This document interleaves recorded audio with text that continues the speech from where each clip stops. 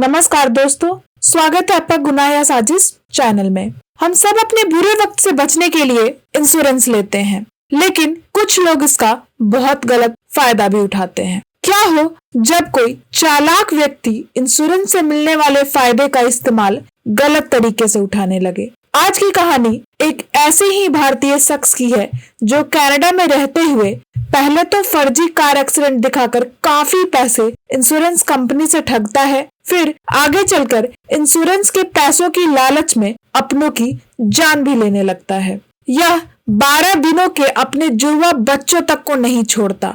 इस शख्स का नाम था सुखविंदर सिंह ढिल्लों। तो आखिर सुखविंदर सिंह ढिल्लों की पूरी कहानी क्या है? यह भारत से कनाडा कैसे पहुंचा? चलिए सब कुछ डिटेल में इस वीडियो में जानते हैं। कहानी शुरू करने से पहले गुनाह या साजिश चैनल को सब्सक्राइब कर बेल आइकन दबा ले, ताकि जब भी मैं कोई नई वीडियो डालूं उसका अपडेट सबसे पहले आपको मिल जाए। वैसे तो ये कहानी भारत से जुड़ी हुई है, मगर इन सब की शुरुआत कनाडा से होती है। कनाडा के रहने वाले क्लिफ एलियट नाम के व्यक्ति मेट्रोपॉलिटन लाइफ इंश्योरेंस नाम की कंपनी में काम करते थे। 2 अगस्त 1996 को जब यह अपने ऑफिस जाते हैं तो उनके जूनियर कंपनी की ओर से भेजे गए कुछ डॉक्यूमेंट्स क्लिफ को दिखते हैं। यह डॉक्यूमेंट रंजीत सिंह नाम के एक व्यक्ति के इंश्योरेंस क्लेम से जुड़ा हुआ था। रंजीत की उम्र लगभग 25 साल थी। वह मूल रूप से भारत के जालंधर पंजाब का रहने वाला था। रंजीत की मौत 23 जून 1996 को हुई थी। मौत से ठीक 5 दिन पहले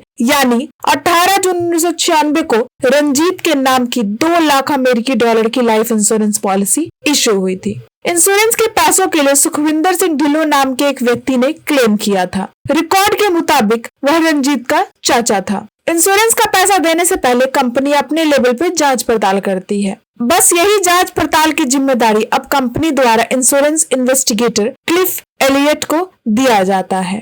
पहले तो क्लिफ एलियट फोन के जरिए सुखविंदर से बात करते हैं। फिर वे सुखविंदर से कहते हैं कि इंश्योरेंस क्लेम करने से पहले मुझे आपसे मिलकर कुछ सिग्नेचर करवाने पड़ेंगे। फिर 12 अगस्त 1996 को क्लिफ एलियट 10 बजे सुखविंदर के घर पहुंच जाते हैं। सुखविंदर के यहाँ पहुंचने के बाद क्लिफ एलियट जरूरी काम निपटाने लगते हैं। साथ ही साथ सुखविंदर से बातचीत भी करते रहते हैं। बातचीत के दौरान क्लिफ एलियट को लगता है कि वह सुखविंदर से पहले भी मिल चुके हैं। इतना ही नहीं, क्लिफ एलियट को यह घर भी जाना पहचाना लगता है। फिर भी क्लिफ एलियट इस बात को नजरअंदाज करके और ज्यादा से ज्यादा जानकारी निकालने में लग जाते हैं। सुखविंदर सिंह ढिल्लों बातचीत के दौरान खुद को रंजीत का चाचा बताता है। जब क्लिफ एलियट रंजीत की पत्नी के बारे में सुखविंदर से पूछते हैं तो सुखविंदर कहता है कि रंजीत की मौत के बाद वह पता नहीं कहाँ चली गई। इसकी जानकारी किसी के पास नहीं है। रंजीत के माता पिता के बारे में पूछे जाने पर भी सुखविंदर क्लिफ को कुछ नहीं बताता।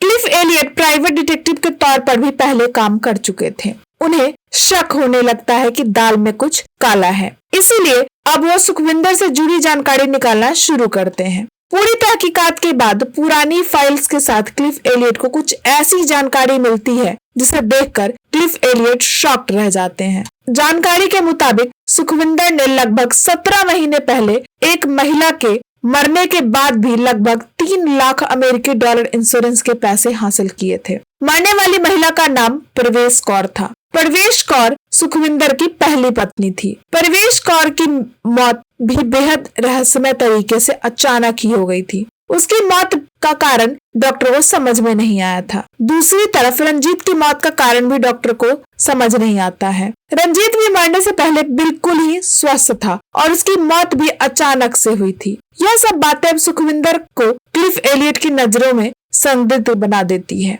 और अब जानबूझकर क्लिफ एलियट इंश्योरेंस क्लेम की प्रक्रिया को थोड़ा धीमा कर देता है और वह अपने शक की जानकारी स्थानीय पुलिस के एक बड़े अधिकारी को भी देता है। क्लिफ एलियट शक जताता है कि शायद इन दोनों ही रहस्यमय तरीके से हुई मौत के पीछे सुखविंदर सिंह ढिल्लों का ही हाथ है और शायद इंश्योरेंस के पैसों के लिए वह कुछ खेल खेल रहा है। मगर यह सब बस शक था, कंफर्म कुछ नहीं था और चीजों को कंफर्म करने के लिए जरूरी था सुखविंदर की पूरी कुंडली खंगालना। तो इसीलिए यह सुखविंदर सिंह ढिल्लों कौन था यह जानना बहुत जरूरी था। सुखविंदर सिंह ढिल्लों का जन्म 9 मई 1959 को पंजाब में हुआ था। यह एक संपन्न परिवार से था। इसके बावजूद यह और बेहतर जिंदगी की तलाश में 1981 में कनाडा आ जाता है। कनाडा आने के बाद सुखविंदर अलग अलग कामों में हाथ आजमाता रहता है, मगर कहीं भी उसका मन नहीं लगता। छोटी मोटी फैक्ट्री में काम करने के बाद कुछ समय तक तो वह फैक्ट्री में काम करता है और कुछ समय बाद वह नौकरी छोड़कर एक बस का ड्राइवर बन जाता है, मगर इसमें भी उसका मन नहीं लगता। 1983 में सब कुछ छोड़कर वह वापस से भारत आ जाता है। 1981 में कनाडा जाने से पहले सुखविंदर की सगाई परवेश गरेवाल नाम की एक लड़की से हो चुकी थी। 1983 में जब सुखविंदर कनाडा से वापस भारत आता है तो जल्द ही परवेश गरेवाल की शादी सुखविंदर ढिल्लों से हो जाती है। परवेश के शादी के बाद परवेश कौर अपने पति के साथ कनाडा चली आती है। शादी के समय सुखविंदर परवेश कौर के परिवार वालों को बड़े बड़े ख्वाब दिखाता है। उन्हें वह बताता है कि कनाडा में उसने बहुत सारा पैसा कमाया है और अपनी बड़ी सी कंपनी बना ली है। परवेश कौर भी बड़ी ही उम्मीदों के साथ कनाडा आ जाती है। यहाँ उसे बेहतर जिंदगी मिलेगी, वह यही सोचती रहती है, मगर यहाँ तो हकीकत कुछ और ही था। कनाडा में तो अब तक सुखविंदर फटेहाल स्थिति में रह रहा था। यहाँ वह मशरूम फार्म में मशरूम हार्वेस्टिंग का मामूली सा काम किया करता था। बहुत जल्द सुखविंदर की सच्चाई परवेश कौर को पता लग जाती है। सुखविंदर ने न सिर्फ झूठ बोलकर शादी की थी, बल्कि वह अब अपनी पत्नी के साथ मारपीट करना भी शुरू कर देता है और उसे जबरदस्ती काम पर भेजना भी शुरू कर देता है। मजबूर होकर परवेश कौर भी मशरूम फार्म में काम करना शुरू कर देती है। फिर भी इसके बाद एक के बाद एक कई और कामों में परवेश कौर हाथ आजमाती है। यह सब कुछ वह पति के जिद पे कर रही थी। इन सबके बीच परवेश कौर और सुखविंदर सिंह ढिल्लों के घर में 2 बेटियों का जन्म होता है। समय के साथ पति पत्नी के बीच के रिश्ते और अच्छे होने के बजाय कड़वे होते जाते हैं। इन सबके पीछे का कारण था सुखविंदर का जरूरत से ज्यादा लालची होना। बस उसे पैसों की भूख थी। सुखविंदर सिंह ढिल्लों का इतिहास को खंगालने पर पता चलता है कि 1990 तक तो वह इधर उधर छोटे मोटे काम करके किसी तरह अपनी जिंदगी चलाता रहता है, मगर 1991 से यह फर्जीवाड़े की दुनिया में कदम रखता है और पहली बार 18 फरवरी 1991 को फर्जी इंश्योरेंस क्लेम का दावा करता है। दरअसल तब यह एक पेंट फैक्ट्री में काम करता था। एक दिन यह फर्जी चोट का बहाना करके दावा करता है कि काम के दौरान वह ऊंचाई से गिर गया है और अब उसे चलने फिरने में काफी मुश्किल हो रही है, इसीलिए उसे वर्कर्स कंपनसेशन बोर्ड से मुआवजा चाहिए। इस दावे के बाद सुखविंदर सिंह को 1991 में लगभग $19,000 का मुआवजा मिलता है। यह रकम सुखविंदर के लिए काफी बड़ी थी। बस इसके बाद तो उसे इस बात की लत लग जाती है और फर्जी तरीके से वह अगले 4 सालों में $70,000 से ज्यादा डॉलर की फर्जी काम करने में कामयाब हो जाता है। अब तक सुखविंदर को यह बात तो समझ आ चुकी थी कि उसके लिए मेहनत करके पैसे कमाने से ज्यादा आसान फर्जी तरीके से पैसे कमाना है। वह फर्जीवाड़े के नए नए तरीके ढूंढने लगता है। इसी दौरान उसे कार इंश्योरेंस के बारे में पता चलता है।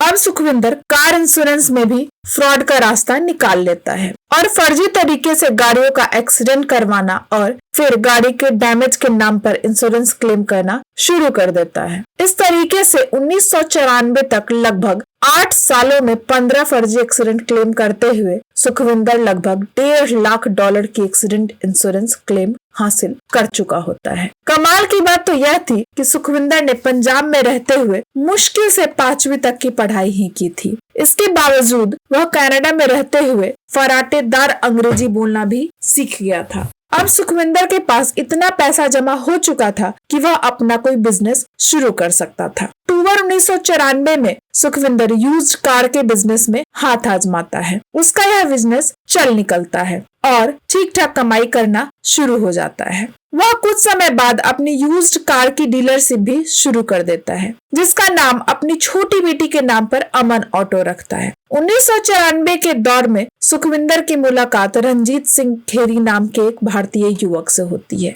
रंजीत की उम्र यही कोई 23 साल के आसपास। वह भी काम के तलाश में था। बातचीत के बाद रंजीत सिंह को सुखविंदर अपने साथ रख लेता है। दोनों मिलकर काम करते रहते हैं। इसी बीच आ जाता है साल 1995। 3 फरवरी 1995 को अचानक सुखविंदर सिंह की पत्नी प्रवेश की तबीयत बहुत ज्यादा खराब हो जाती है। वह उल्टियां करना शुरू करती है और उसका शरीर अकड़ने लगता है। उसका शरीर इतना ज्यादा अकड़ जाता है कि शरीर की हड्डियां मुड़कर धनुष की तरह हो जाती है। तत्काल ही प्रवेश को अस्पताल ले जाया जाता है। प्रवेश से पहले आज तक अस्पताल वालों ने किसी भी मरीज को इस तरीके से हरकत करते हुए नहीं देखा था। डॉक्टर के लिए यह भी एक अजूबा केस था। डॉक्टर को ना तो प्रवेश कौर की बीमारी समझ आती है और ना ही कुछ उचित इलाज समझ आता है। फिर भी अपने अनुभव पर डॉक्टर इलाज शुरू करते हैं। इसके बावजूद प्रवेश कौर कोमा में चली जाती हैं और फिर 4 दिन बाद उनकी मौत हो जाती है।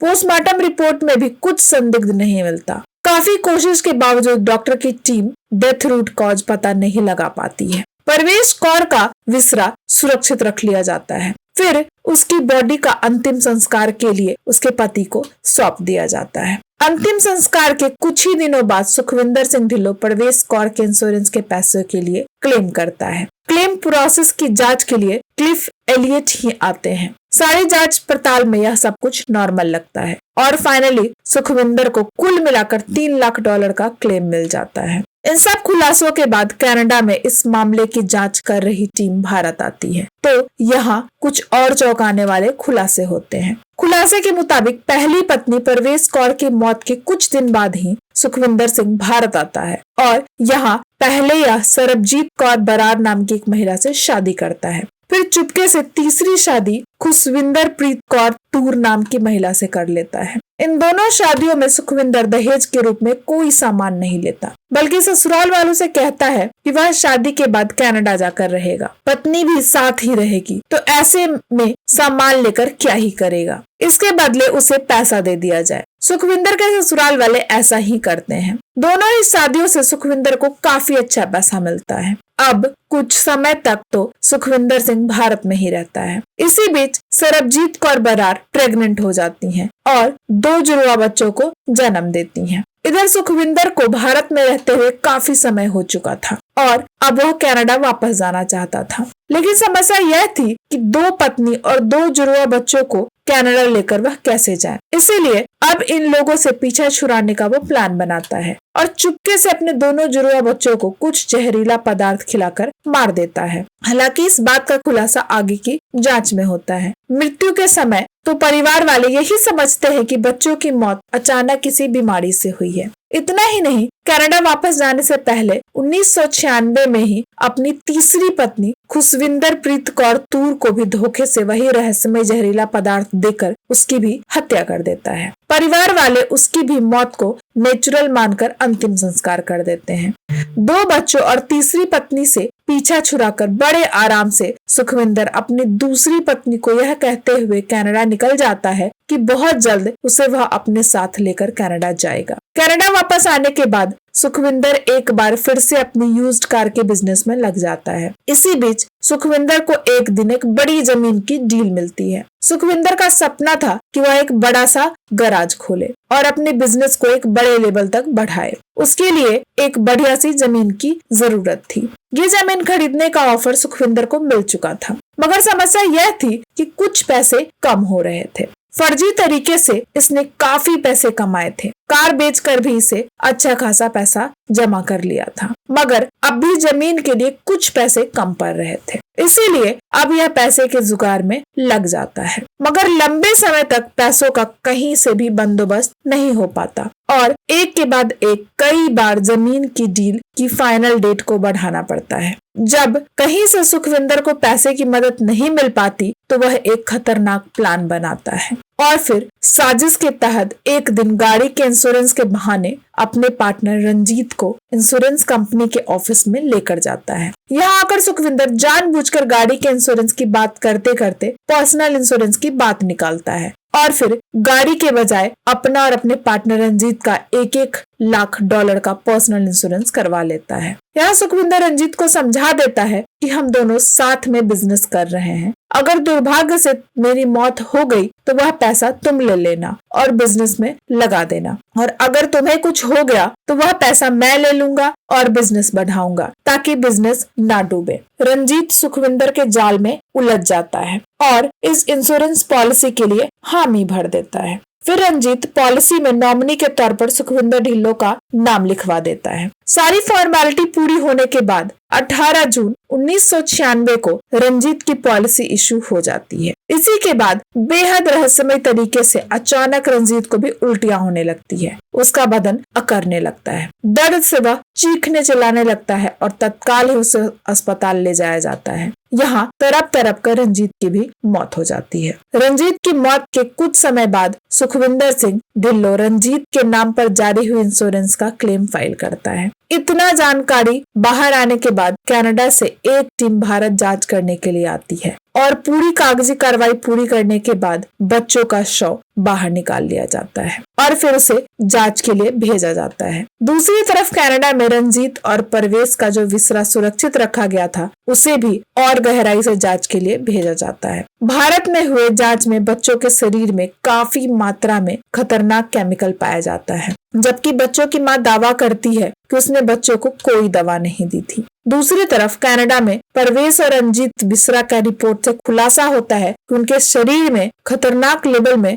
स्ट्रिक्नीन नाम का जहर पाया गया है। इन सब खुलासों के बाद फाइनली 1997 में सुखविंदर सिंह ढिल्लों को हिरासत में ले लिया जाता है और उससे पूछताछ का सिलसिला शुरू होता है। शुरुआत में तो यह सभी मौतों में अपना हाथ होने से इनकार करता है, मगर जैसे जैसे जांच आगे बढ़ती है सुखविंदर सिंह का गुनाह सामने आने लगता है। खुलासे के मुताबिक एक दिन सुखविंदर अपनी पत्नी को खाने में स्ट्रिक्नीन मिलाकर दे देता है, जिसे तड़प तड़प कर उसकी मौत हो जाती है। उसने साजिश के तहत पत्नी की जान लेने से पहले उसका इंश्योरेंस करवाया था। रंजीत के बारे में भी खुलासा होता है कि कुछ थकान की शिकायत वह सुखविंदर से करता है। सुखविंदर पहले से ही मौके की तलाश में था, इसलिए जैसे ही रंजीत थोड़ी सी थकान के बारे में बात करता है वह उसे एक टैबलेट दिखाते हुए कहता है कि यह एक जादुई टैबलेट है, इसे खाते ही काफी ताकतवर फील करोगे, यहाँ तक कि इससे तुम्हारी सेक्सुअल पावर भी बहुत ज्यादा बढ़ जाएगी। रिपोर्ट के मुताबिक सुखविंदर के कहने पर रंजीत वह टैबलेट ले लेता है, फिर सोने से पहले वह एक दवा खा लेता है और कुछ पलों पत्नी के साथ बिताता है, मगर इसी के बाद उसकी स्थिति बिगड़नी शुरू हो जाती है और इसी तरीके से तड़प तड़प कर वह मर जाता है, जैसे कि सुखविंदर की पत्नी परवेश कौर की मौत हुई थी। भारत में उसने अपनी तीसरी पत्नी को भी सिर दर्द की दवा के नाम पर ये जहर देकर मौत के घाट उतारा था। यह हत्या उसने बस उससे पीछा छुड़ाने के लिए की थी, क्योंकि भारत में ना तो बच्चों की मौत पर और ना ही सुखविंदर की तीसरी पत्नी की मौत पर किसी को शक हुआ था और ना ही कोई रिपोर्ट दर्ज हुई थी। इसीलिए भारत में तो सुखविंदर पर कोई केस नहीं चल रहा था, मगर कनाडा में उस पर फर्स्ट डिग्री मर्डर का चार्ज लगा था और फाइनली 2001 में उसे रंजीत और परवेश कौर की मौत का दोषी करार दिया जाता है। अदालत द्वारा सुखविंदर सिंह ढिल्लों को 25 साल के जेल की सजा सुनाई जाती है। कोर्ट द्वारा यह भी साफ कर दिया जाता है कि 25 साल से पहले सुखविंदर को पेरोल भी नहीं मिलेगा। इसके बाद सुखविंदर को कनाडा के जेल में डाल दिया जाता है। वह बीच में कई बार इस सजा के खिलाफ अपील भी करता है,